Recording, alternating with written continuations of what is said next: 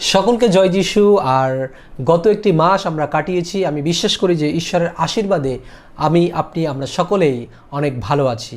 এবং গত মাসে আপনারা অনেক প্রার্থনার বিষয় আমাদেরকে পাঠিয়েছিলেন আমাদের ভিডিওতে, এবং এবারও সুযোগ রয়েছে আপনারা আপনাদের যে কোনো প্রার্থনা বা ধন্যবাদের বিষয় আমাদেরকে কিন্তু কমেন্ট করে জানাতে পারেন। এবং গত মাসে যারা আমাদেরকে প্রার্থনা বা ধন্যবাদের বিষয় আপনারা আমাদেরকে জানিয়েছেন, আমরা এই মুহূর্তে সেগুলো পড়তে চাই এবং তারপরে একসাথে এক হয়ে আমরা প্রার্থনা করতে চাই। চলুন আমরা পড়ে নিই। আর সেখানে নন্দিতি মণ্ডল আপনি লিখেছেন আপনার ছেলে কথা বলতে পারে না। এরপরে অরুণ পাল আপনি লিখেছেন আমার ছেলে রবিশঙ্কর পাল, সে অসুস্থ রয়েছে। এরপরে সৌরভ সেখান থেকে লিখেছেন যে আমার স্বামীর কাজ ভালো যাচ্ছে না। এরপরে বিশ্বজিৎ ঘোষ আপনি লিখেছেন আমি বাইবেল কলেজে যাব, যেন প্রার্থনা করবেন অবশ্যই। এরপরে সাবিকা কিস্কু আপনি লিখেছেন আমার এসএসসি পরীক্ষা, প্রার্থনা করবেন। এরপরে ভেলিনা আপনি বলেছেন আপনার পরিবারের টাকা পয়সার কিছু সমস্যা রয়েছে, অভাব রয়েছে। এরপরে দিয়া এস হোম সেলফ আপনি লিখেছেন আমার বাবার জন্য প্রার্থনা করতে। এরপরে রয়েছে তৃপ্তি, এবং আপনি লিখেছেন আমি যেন আমার স্বামীকে ফিরে পাই। এরপরে সোমা আপনি লিখেছেন আপনার ত্বকে বা চামড়াতে কিছু সমস্যা রয়েছে, যেন প্রভু সাহায্য করেন। এরপরে যিনি লিখেছেন রয় চৌধুরী আপনি লিখেছেন ইচ্ছাপুর 24 পরগনা থেকে আপনি লিখেছেন যে আমার স্বামীর হাই প্রেশার, তার জন্য প্রার্থনা করবেন। এরপরে সাবিতা আপনি লিখেছেন আমার টাকা পয়সার সমস্যা রয়েছে। এরপরে মাহেশ্বর ডিজে আপনি লিখেছেন প্রভু যিশু আমাকে নতুন চাকরি দিয়েছে, আমরা যেন সেই প্রভুকে ধন্যবাদ দিতে পারি আপনার নতুন চাকরির জন্য। এরপরে মনি আপনি লিখেছেন দাদা আমার জন্য প্রার্থনা করবেন, আমি যেন আমার ভালোবাসার মানুষকে পেতে পারি। দেখুন, প্রভুর যে পরিকল্পনা রয়েছে অবশ্যই প্রভু সেই পরিকল্পনা অনুসারে আপনার জীবনে করবেন। আপনি আপনার সমস্ত কিছু প্রভুর কাছে সঁপে দিন। আপনার প্রথম ভালোবাসার মানুষ হোক প্রভু যিশু, তাহলে প্রভু আপনাকে আরও সাহায্য করবেন। এরপরে রুমা আপনি লিখেছেন আমার মায়ের স্ট্রোক হয়েছে 4 মাস হলো, মা কিছু বলতে পারে না, হাঁটতে পারে না, আমার মায়ের জন্য প্রার্থনা করবে যেন তিনি সুস্থ হয়। অবশ্যই সিস্টার রুমা আপনার মার জন্য আমরা প্রার্থনা করবো। এরপর সোমা নস্কর আপনি লিখেছেন আমার ব্যবসার জন্য প্রার্থনা করতে, এবং আপনি ব্যাঙ্গালোর থেকে আমাদেরকে লিখছেন বা দেখছেন, ধন্যবাদ। এরপরে স্ট্যাটাস জোন, এবং আপনি লিখেছেন প্রভু যেন আমার সন্তানকে আশীর্বাদ করে এবং আমার স্বামীর যেন চাকরি হয়, প্রভু যেন আপনার স্বামীকে একটু সুন্দর চাকরি দেন।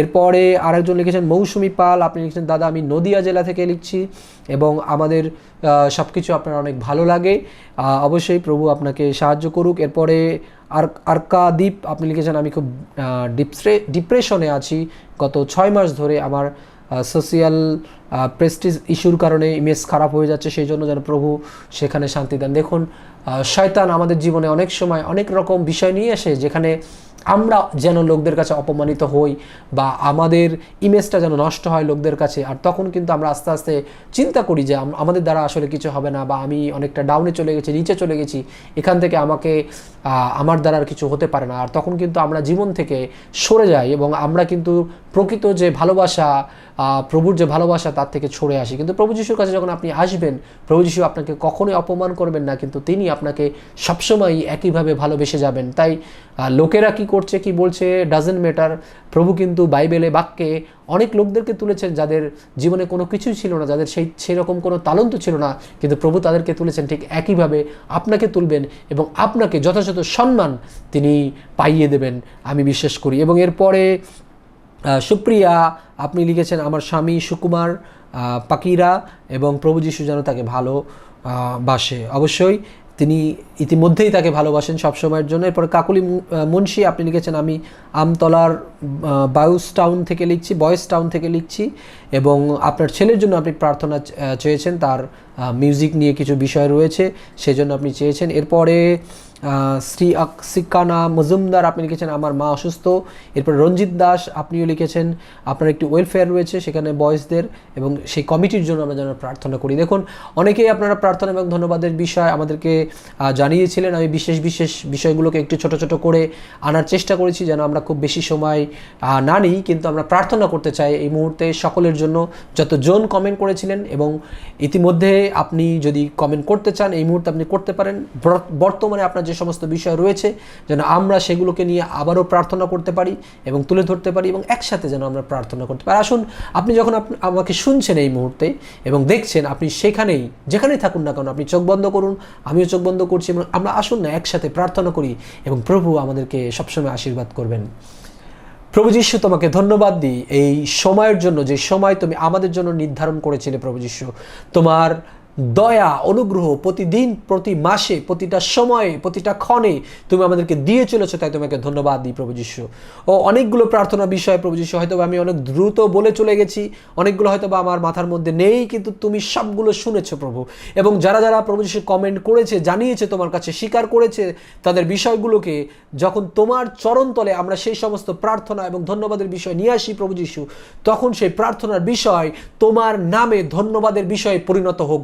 যীশু খ্রিস্টের নামে আমরা সেটা বিশ্বাস করি প্রভু যীশু। যাদের চাকরি নেই তুমি চাকরি দাও প্রভু যীশু, যারা অসুস্থ রয়েছে, হসপিটাল বেডে রয়েছে প্রভু যীশু, তুমি তাদেরকে আশীর্বাদ করো, সাহায্য করো। অনেকের অর্থনৈতিক সমস্যা, অনেকের ব্যবসাজনিত সমস্যা রয়েছে, অনেকের মানসিক সমস্যা রয়েছে প্রভু যীশু।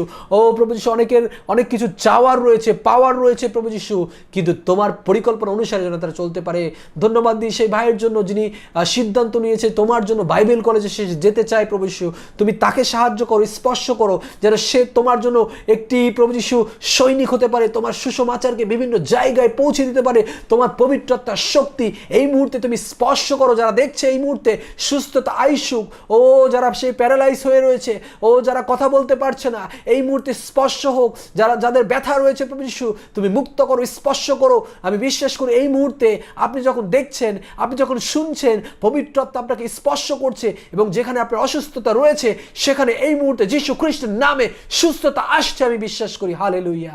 ও পবিত্র আত্মা তুমি সাহায্য করো, সুস্থতা দাও, সুস্থতা দাও যীশু খ্রিস্টের নামে, যীশু খ্রিস্টের নামে, যীশু খ্রিস্টের নামে আমরা সেই প্রার্থনা করি, আমরা বিশ্বাস করি। ও তোমার নামে বিশ্বাস করি, আর কোনো নাম নেই প্রভু যীশু, আর কেউ জীবিত নেই প্রভু যীশু আমাদের জন্য, কিন্তু তুমি আমাদের জন্য আশা, যাকে আমরা ডাকতে পারি প্রভু যীশু, যাকে আমরা জানতে পারি প্রভু যীশু।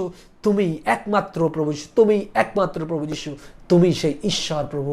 তাই তোমার চরণে সব কিছু আমরা রাখলাম প্রভু, যেন প্রভু যীশু পরবর্তী মাসে প্রভু আরও বেশি ধন্যবাদের বিষয় তোমার কাছে আমরা আনতে পারি। তুমি আমাদেরকে সাহায্য করো, আমাদের সঙ্গে থাকো, সঙ্গে চলো। এই প্রার্থনা প্রিয়তম প্রভু যীশু খ্রিস্টের নামে চাই, আমেন। আমি বিশ্বাস করি যে এই প্রার্থনার মধ্যে থেকে আপনি অনেক অনেক আশীর্বাদকৃত হয়েছেন এবং প্রভু আপনাকে সুস্থ করেছেন।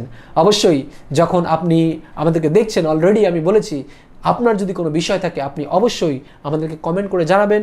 পরবর্তী মাসে আবারও আপনাদের সাথে দেখা হবে এবং একসাথে আমরা প্রার্থনা করব। ততক্ষণ পর্যন্ত ভালো থাকুন। জয় যিশু।